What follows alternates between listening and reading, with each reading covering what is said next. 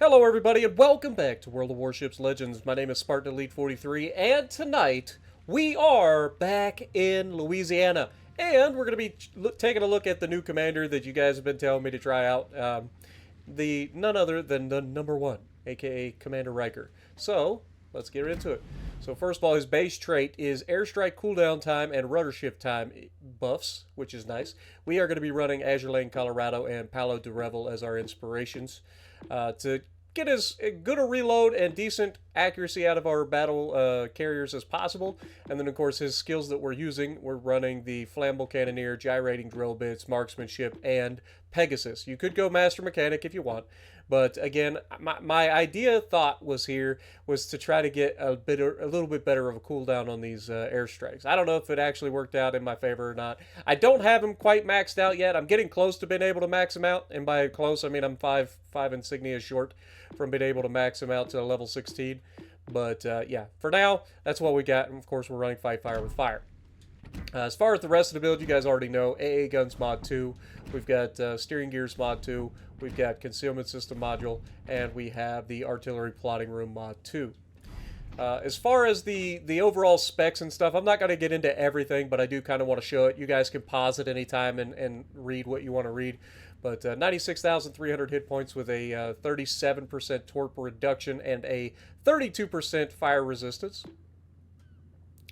Airstrike, as far as this goes, I don't think there's a whole lot, but the main thing that we are trying to buff is the cooldown, and it does tell us 45 seconds is the aircraft restoration time, which is not too shabby.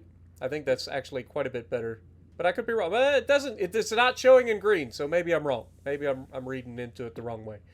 But either way, main battery is much better with this than the Hoshino build. You guys know I've been running Hoshino quite a bit. The heals and stuff are great, but other than that, like you could potentially end up with extra heals using this build as well if you want to run Master Mechanic. But having 18.8 kilometers of range is nice, and a slightly faster reload, 27.5 seconds, is pretty nice. The main battery turret traverse is generally pretty good for the Americans anyway. Shell grouping is 2.06, which is pretty solid for battleships. That's actually really good, I believe. And again, this is with the buffs. I don't know what the base is, but with our buffs that we've made, we've gotten a pretty accurate battle cruiser or battle carrier. Sorry, we don't care about secondaries. The AA defense, you guys already know. With this build, we've got it up to a 6.9 kilometers for the dual purpose secondaries. We've got 2.7 kilometers for the 20 millimeter Oerlikon Mark 20s, and for the 76.2 millimeter Mark 33s, we've got that out to 6.7 as well. So pretty good AA on these things. A lot of DPM or DPS for the planes to fly into. So be careful when flying around these battle carriers with your planes. Okay, I will shoot them down. Turning circle, as you know, is terrible. Rudder shift time. Okay, here's something that I learned recently, and I apologize. I think they're about to change it back to the old way. So what happened is they changed the rudder shift the way it's displayed in the game. It used to be from all the way to the left to all the way to the right. That's what they would show. Okay, so from full lock one direction to full lock the other direction. That's how long they would show is your quote-unquote rudder shift. They changed it for some reason during this update to only be from midpoint. So your rudder shift is 9, or in our case 7.2 seconds from center over to one side or the other. Okay, but that would still leave it at full lock. Presumably would be 14.4 seconds to go from all the way to the left to all the way to the right.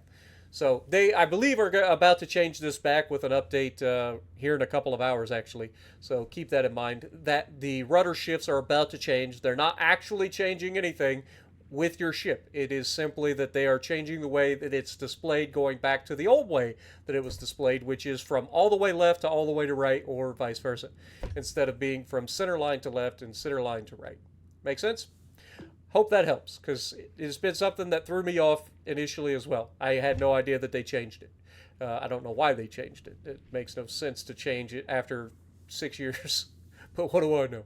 Detectability, as you'd expect, 13.7, 11.5 by air. 2 is always guaranteed 15.4 kilometers smoke firing penalty. Okay, so Not going to go too crazy into the rest of the stats. Again, if you want to look into all of the crazy stats and stuff, I'll just scroll through this real quick and you can pause.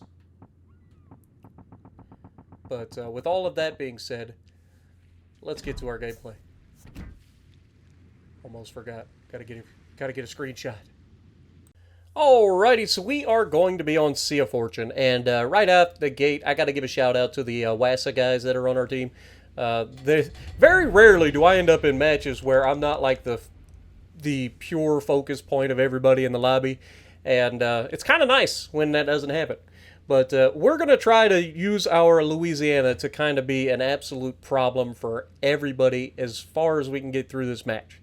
We're going to push up the left side because that's where we spawned, and we're going to push around the outside of A, do our best to push everybody back, and then when time comes, we will move across through the center of the map to try to put ourselves in position to not only help the guys on the right, but also help the guys on the left as best as we can. That is the goal.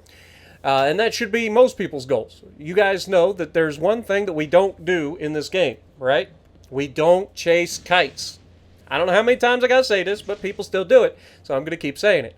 You don't chase kites. Why? Why do we not chase kites? Because the only reason that kiting is effective is because it draws people away. Okay? If you don't chase them, then kiting isn't effective. Make sense? Hope it does. But either way, we are going to be out here. Shout out to Jankonomics and Vlad as well. Both of them have YouTube channels. Highly recommend you guys check them out. I'll see if I can leave a link down in the comment section, down there, pinned comment or something for you guys, if you guys want to check out both their channels. But we are going to push up the left flank here at Alpha and try to help our team, right? And I want you guys to pay attention as to how the enemy plays this side. It's very, very predictable. It happens all the time, man. I try to warn everybody because we're all humans, right? And last I checked, we're all humans. If we're not, leave me. I'll let you guys send me an email in the Hotmail down, or not Hotmail, the Gmail down there. Let me know if you're not human, okay? I would like to interview you for a video. But anyway, as we try to push over on this left side, we're going to see a Heathen come in this direction, right? Not the scariest thing in the world for me. I'm not even slightly worried about it. There's only 2 destroyers in this entire lobby. One of them has already been spotted at Charlie.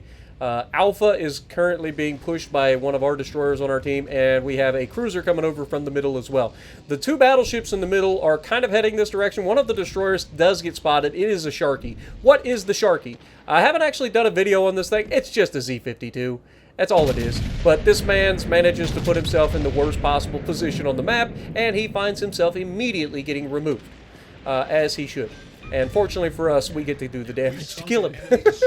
But Yama decides to push in. And again, this is so predictable. Okay, we had the destroyer go through the middle, come over to Alpha, immediately gets caught, and immediately dies. Like, there's nowhere for him to go. By the time he realizes that people are there, it's too late. And it's the entire team against you. Now, you'll notice that there's a Worcester over here, and that Worcester is running away. Shocker. That's what they do. They kite. And we don't chase kites, right, guys? We don't chase kites. Remember that. Also, Ready 5, another fantastic clan. I've known those guys since, or at least some of those guys, I've known from Ready 5 back in World of Tanks console days, okay? They're usually a pretty good group of guys. So, you get a chance to run into some of these fleets and stuff, you can at least have an idea that they're not going to be stupid. Okay? That's what I like about the fleets. It isn't that one fleet is amazing and other fleets are trash. It's not like that. It's just that you start to notice patterns develop. And for me, knowing people from other games and stuff, or knowing of their fleets and clans from other games, you can kind of get an idea of what you can expect out of how they play the game, right? And it is, again, we're all creatures of habit. It's what we do. But that's why these games are so predictable for players that have been doing this for so long. Like, I understand what your tendencies are before you do, usually. And it's not because I'm a great player, because I'm not. I'm simply above average, but I've been around the bush a couple of times. So when you see people doing certain things, you can anticipate it, right? Now, when the Worcester is charging away, the last thing I want to do is chase him, but I also don't want to leave this Heathen alive out here either. You can see we did manage to get our planes, and we went ahead and launched him over there at the Heathen to make sure that he doesn't just set up and do nothing over there. Unfortunately, our planes did also fly through the Worcester's AA bubble, which is death to planes. You're going up against dual-purpose, auto-loading main battery guns that deal a ridiculous amount of flak damage. It's, yeah, not going to end well for your planes, even for my planes. But he sets us on fire. Again, this is not a threat to us. A Worcester, a lone Worcester, is not really a threat to me. I can limit my damage controls to the best of my ability. I can heal back all the damage that he does with fires. It's not a problem. The problem is when you get multiples of those fire-starting little turd waffles. That's the problem. When it's just one person, and he knows that if he fires his guns, he's going to get shot. See what I mean? He waits until I look away, and then he fires his guns. Unfortunately for him, I do get the rear gun of or rear turret of justice out there to at least keep him honest. And unfortunately for me, it didn't. It didn't keep him honest at all. But you can see he's putting distance between us, which is a good thing for him, because the further he has to be able to shoot at me, the less likely I am to be able to hit him back, right? So he doesn't want to be up close and personal. But unfortunately for him, I'm not the only one shooting back at him. And he's the only thing any of us can shoot at the moment. And we anticipated his turn back, so we gave him plenty of room for those torpedoes. And unfortunately for him, he also turns in, and I slap the shit out of him. But those torps are looking pretty solid. Yeet! So shout out to the Ready 5 guys again. Good fleet of guys. Unfortunately, I mean, there's only so much you can do. The Worcester isn't known for its agility. It's a big, long boat. Doesn't really turn the greatest. So when you're trying to kite versus half the enemy team, you're going to get caught, right? It's just the way it is. And the Louisiana is kind of busted, right? But look at the Colbert out here. The Colbert is actually sitting here being a problem for those guys out there. And you, like I said, the Wassa guys are out here on this right flank holding against everybody on the enemy team. Kind of like their team should have done when they realized, and that's when I realized that this Colbert is going to beach himself. You can't do this as a Colbert. You just can't. You're broadside to the enemy team. Again, he doesn't even know I exist, probably. He's so focused on stuff on his side, but unfortunately for him, yeet. You thought I missed, didn't you? But, yeah, I mean, Colbert gets caught broadside, it's dead. There's no pass and go, no collecting $200. It has armor, but all the armor is useless if it's broadside, especially stationary. And like I said, we aimed for him to reverse slightly, assuming he was going to come off the island and try to reverse. But one thing I want you guys to pay attention to is the mini-map. Wassa guys are fighting the lone battleship over there. They no longer have to worry about the Colbert. We have two battleships off of my my port side bow somewhere over in that direction, and a destroyer in the near future that I might have to think about as well. So at this point, I see Loria, and I'm like, oh my god, he has no idea I'm here. And at this point, I'm expecting to send this man to the Shadow Realm. He is broadside as nobody's business, and I thought I was going to kill him. Unfortunately, that was not the case. But if he wasn't aware that I existed before, he is now. And so is the main. However, unfortunately for both of these guys, I'm in a crossfire. What are they going to do about it? They either give me a broadside or they give two battleships and a cruiser a broadside. Which one do you think is more dangerous? Now, I hit all of my torpedoes on the Loria, and I send a full salvo into that man's broadside, and of course, in true Spartan fashion, the guy's laughing all the way to the bank as he manages to survive, and I leave him with just enough to continue being a problem. And then he, of course, hits me with a little bit of SAP, and then Maine goes full broadside to those two battleships that I was talking about and gets himself yeeted. But unfortunately for Loria, running into a Maine and being stuck broadside to me, you're done. You may have lived the last time, but you don't get to live this time. And we do manage to get a Citadel and a kill on him there, and we're going to go ahead and fire the other gun to try to shoot the Maine and finish him off. Unfortunately, 2 overpins. Not the best result I was hoping for there. You can see I am actually being shot at from the other side of the map, which is kind of funny to me, because, like, assuming that those guys are still fighting at their, like, we got a destroyer that's getting run up on by a destroyer, and then the poison, I'm assuming, is the one that shot me.